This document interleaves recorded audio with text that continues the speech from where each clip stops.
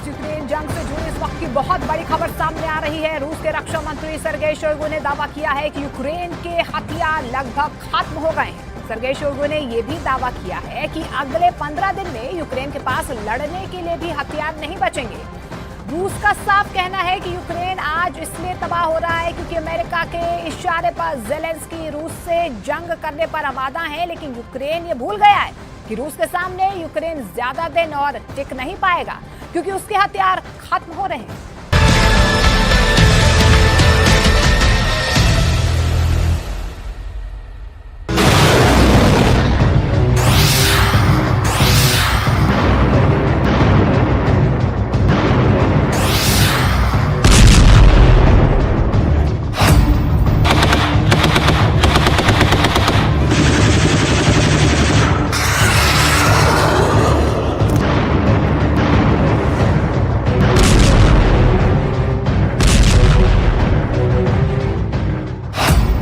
Zelensky के गद्दारों ने बेचे मिसाइल, टैंक, तोप।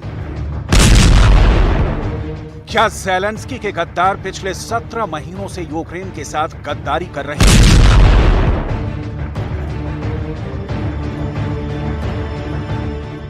क्या ज़ेलेंस्की के घूसखोर जनरलों की वजह से ही यूक्रेन रूस से जंग नहीं जीत पा रहा है?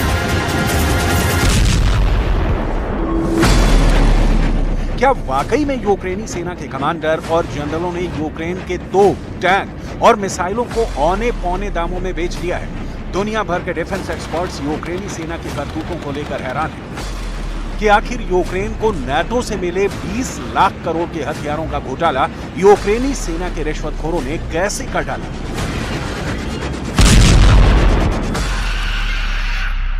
हम आपको वो रिपोर्ट दिखाने जा रहे हैं जहां ज़ेलेंस्की ने सेना में शामिल सभी घूसखोर कमांडर और जनरलों को फौज से निकालकर बाहर फेंक दिया है। जरा ज़ेलेंस्की का गुस्से से तमतमाता ये चेहरा देखिए। यूक्रेन की राजधानी कीव में हुई बेहद हाई प्रोफाइल मीटिंग में ज़ेलेंस्की ने चुन चुनकर यूक्रेन के हथियारों का सौदा और घोटाला करने वाले अफसरों को ठिकाने लगा दिया है। हम आपको ज़ेलेंस्की के एक्शन से जुड़ी पूरी रिपोर्ट आगे दिखाने जा रहे हैं। ज़ेलेंस्की ने पकड़ा यूक्रेन की हार का घोटाला।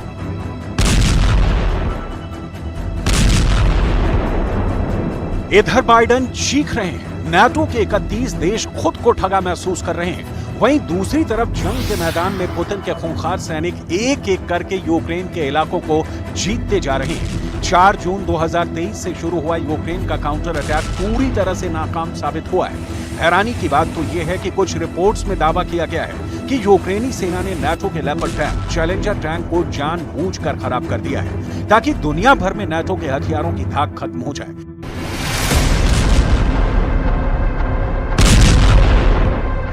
यूक्रेन के कमांडर इतने बड़े रिश्वतखोर और घूसखोर निकले कि उन्होंने रूस के एजेंटों से पैसा लेकर अपने देश को हराने का ठेका तक ले लिया। रूस के रक्षा मंत्री से लेकर जनरल और कमांडर तक नाटो के हथियारों को खा गए। यूक्रेनी जनरल खा गए नाटो के हथियार।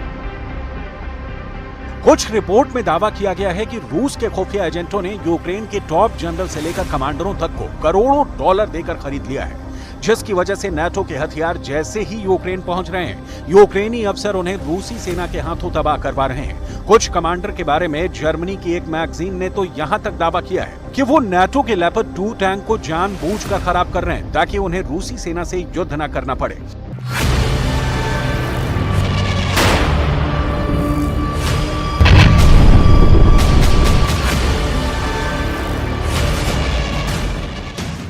इधर पुतिन की सेना चुन चुनकर नाटो के टैंक, तोप और रॉकेट सिस्टम पर भयानक हमला करके उन्हें जला रही है।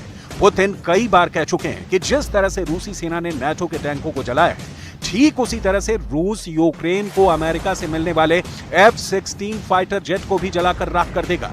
अब आप ये जान लीजिए कि भयानक युद्ध के बीच यूक्रेन का युद्ध घोटाला पकड़ने के बाद राष्ट्रपति ज़ेलेंस्की ने क्या बड़ा एक्शन लिया है। डकार गए 20 लाख करोड़, हार गया यूक्रेन।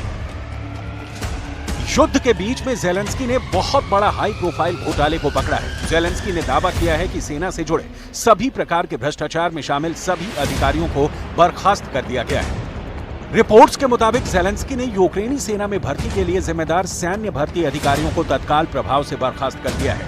दावा किया गया है कि अब तक देश और यूक्रेनी सेना के साथ गद्दारी करने वाले 112 सैन्य अधिकारियों के खिलाफ आपराधिक मामलों के तहत कार्रवाई की गई है। जेलेंस्की ने मीडिया को बताया है कि यूक्रेनी सेना के commander in chief general Valeriy Zaluzhnyi को भ्रष्ट यूक्रेनी अफसरों के खिलाफ कार्रवाई करने का आदेश दिया गया है। अभी यूक्रेन के 33 अफसर ऐसे हैं जिन पर रिश्वतखोरी, हथियार घोटाले के आरोप लगे हैं। उन्हें भी सेना से बाहर निकालने की जोरदार तैयारी चल रही है।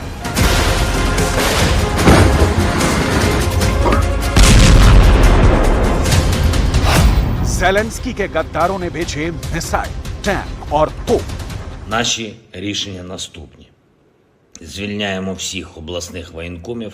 Керувати цією системою мають люди, які точно знають, що таке війна і чому цинізм та хабарництво у час війни – це державна зрада. Натомість воїни, які пройшли фронт або які не можуть бути в окопах, бо втратили здоров'я, втратили кінцівки, але зберегли свою гідність та не мають цинізму, їм можна довірити цю систему комплектування. अब आप ये भी जान लीजिए कि भयंकर युद्ध के बीच में रिश्वतखोर और घोटालेबाज यूक्रेनी सैन्य अफसरों की वजह से यूक्रेन को कितना नुकसान हुआ है। कुछ रिपोर्ट के दावों के मुताबिक रूस ने यूक्रेन के पास मौजूद नाटो के 30% हथियारों को पूरी तरह से तबाह और बर्बाद कर दिया है। यूक्रेनी सेना भी मानने को मजबूर हुई है कि यूक्रेन के पास मौजूद नाटो के 30 से 31% हथियार मरम्मत के लिए कारखाने भेज दिए गए हैं। अब सवाल उठता है कि अगर 60 से 61% नाटो के हथियार यूक्रेन युद्ध में नहीं इस्तेमाल कर पा रहा है, तो फिर बचे हुए 40% नाटो के हथियारों से यूक्रेनी सेना जंग कैसे जीतेगी? शायद यही वजह है कि यूक्रेन अभी तक बखमूत पर दोबारा कब्जा नहीं कर पाया है। शायद यही वजह है कि रूस ने यूक्रेन के पूर्वी इलाके में 35% इलाके पर कब्जा कर लिया है। शायद यही वजह है कि रूस ने दक्षिणी यूक्रेन और दक्षिण पूर्वी यूक्रेन के 20% इलाके पर पूरी तरह से कंट्रोल कर लिया है। और यही सबसे बड़ी वजह है कि अमेरिका, फ्रांस, ब्रिटेन, जर्मनी जैसे नाटो देशों का भरोसा यूक्रेनी सेना और जेलेंस्की से पूरी तरह से उठ चुका है। इसीलिए इन नाटो देशों ने भारी हथियार और लंबी दूरी की मिसाइलें अभी तक यूक्रेन नहीं पहुंचाई हैं। जानकारों के मुताबिक इसीलिए जेलेंस्की ने कैमरे के सामने अपने देश के भ्रष्ट सैन्य अफसरों को बर्खास्त किया है, ताकि नाटो का भरोसा यूक्रेनी सेना और यूक्रेन पर बना रहे। यूक्रेनी जनरल खा गए नाटो के हथियार। Одеська, Київська, Львівська. Хтось брав готівкою, хтось криптовалютою. Хіба що в цьому різниця? Цинізм всюди однаковий. Незаконне збагачення, легалізація незаконно отриманих коштів, неправомірна вигода, незаконне переправлення військовозобов'язаних через кордон. राष्ट्रपति जेलेंस्की भले ही अपने सैन्य अफसरों पर सख्त कार्रवाई करने का दावा कर ले कि वो यूक्रेनी सेना में किसी भी घूसखोर और भ्रष्ट अफसरों को टिकने नहीं देंगे, लेकिन अब बहुत देर हो चुकी है। दुनिया भर में मौजूद वॉर एक्सपर्ट्स तक कहने लगे हैं कि यूक्रेन को रूस ने नहीं हराया है, यूक्रेन को यूक्रेनी सेना हरा रही है। डॉलर का लालच, रूबल का चस्का यूक्रेनी अफसरों को अंधा बना चुकी है। उन्होंने यूक्रेन की मौत का सौदा कर लिया है। हालात ये हो गए हैं कि एक तरफ रूस चुन चुन कर नाटो के हथियारों को तबाह कर रहा है, तो वहीं दूसरी तरफ 4 जून के बाद से सिर्फ 60 दिन के अंदर 43,000 से ज्यादा यूक्रेनी सैनिक रूसी सेना पर हमला करते वक्त मारे गए हैं। रूसी सेना के पास यूक्रेनी सेना के एक हथियारों और उनकी लोकेशन की इतनी सटीक जानकारी पहुंच रही है, जिसकी वजह से रूस पॉइंट ब्लैंक रेंज से यूक्रेनी सेना पर हमला कर रहा है। हैरानी की बात तो यह है कि जहां यूक्रेन पूरी दुनिया को डंके की चोट पर बता रहा है कि उसने रूस के 2,54,000 के करीब सैनिकों को 17 महीने से ज्यादा की जंग में मार डाला है और रूस हार रहा है, वहीं हकीकत में यूक्रेन जंग हार रहा है। अब आप ये भी जान लीजिए कि यूक्रेन की जीत का दावा करने वाले अमेरिका के टॉप नेताओं को क्यों कहना पड़ रहा है कि यूक्रेन रूस से जंग हार रहा है और यूक्रेन को अब सरेंडर की तैयारी करनी पड़ेगी। हम आपको अमेरिका के कांग्रेसमैन माइक क्विगली का बयान दिखाते हैं, जो उन्होंने अमेरिका के CNN चैनल पर दिया है। जरा देखिए अमेरिका के कांग्रेसमैन माइक क्विगली ने यूक्रेन जंग पर क्या खुलासा किया है। रूस यूक्रेन जंग को लेकर अमेरिकी डेमोक्रेट माइक क्विगली ने यूरोप में अमेरिकी कमांडरों से मुलाकात की। अमेरिकी कमांडरों को खुफिया रिपोर्ट के आधार पर क्विगली ने बताया, यूक्रेन के हालात बेहद गंभीर हो चुके हैं। यूक्रेन की क्षमता पर अमेरिका विश्वास खो रहा है। यूक्रेन के काउंटर अटैक के सफल होने की संभावना नहीं है। यूक्रेनी सेना का काउंटर अटैक रूस की पहली रक्षा पंक्ति को भी तोड़ने में सफल नहीं हो पाया है। अब हालात बेहद गंभीर हैं। कीव को मॉस्को से बातचीत करनी पड़ेगी। माइक क्विगली ने अपने दावों में यहां तक इशारा कर दिया है कि यूक्रेन को सरेंडर करना पड़ सकता है।